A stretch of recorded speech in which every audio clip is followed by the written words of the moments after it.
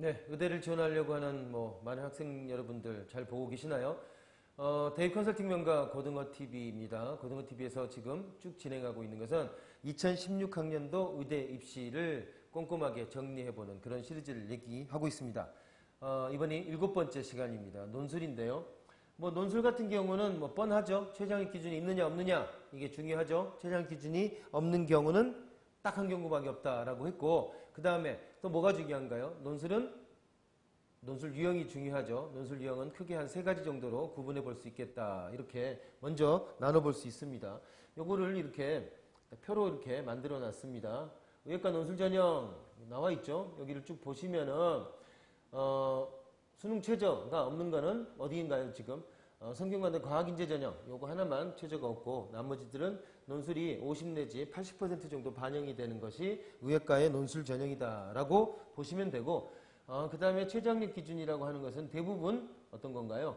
세개 영역의 등급 합이 3이나 4 정도로 굉장히 높게 책정이 되어 있다. 그러니까 의대 수시 같은 경우에 논술은 최저학력 기준을 굉장히 많이 신경 쓸 필요가 있다. 이 정도를 맞출 수 있는 학생이 얼마나 있을까요? 사실은 그렇게 많지 않습니다. 1등급 한 영역에서 1등급이 결국 4%밖에 없는데, 그것이 언수회탐 4개에서 3개 내지 4개 정도가 1등급이어야 된다. 그럼 몇 프로가 될까요? 그러니까 정말 2% 내지 기껏해야 2점 몇 프로밖에 되지 않는다고 합니다. 그러니까 의학과에서 수시에서 논술 같은 경우에는 최저학력 기준을 맞추는 것이 우선 최선일 수도 있겠다라는 겁니다. 좀 몇 가지 더 자세한 거 보면요. 울산대 의학과 같은 경우 지역인재 전형으로 4명을 선발한다. 논술이 지역인재 전형에 들어가 있는 경우는 울산대 의학과가 딱 요거 하나밖에 없다라는 겁니다. 그리고 중요하게 생각해야 되는 거, 최저학력 기준 다음으로 중요한 거, 논술 유형 3가지.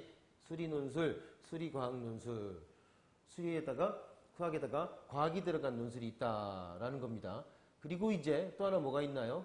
특이한 유형으로 울산대와 가톨릭대가 있다.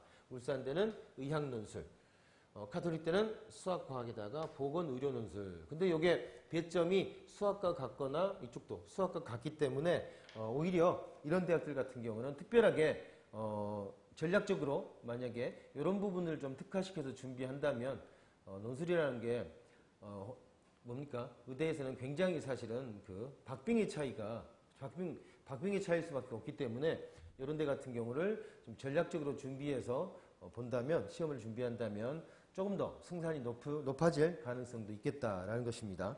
자, 이렇게 논술 전형으로도 굉장히 많은 학생부 종합보다 조금 적지만 논술 전형으로도 굉장히 많은 학생들을 선발하고 있기 때문에 논대가 수학이 특히 강한 학생들 같은 경우는 논술을 중심으로 한번 준비해 본다면은 어차피 의대야 1점 차이도 안 나는 이런 경쟁들인데, 이런 걸 준비해 좀 더 특화시키면은 좀 더 가능성이 높아지는 그런 게임이 될 거라고 생각이 됩니다.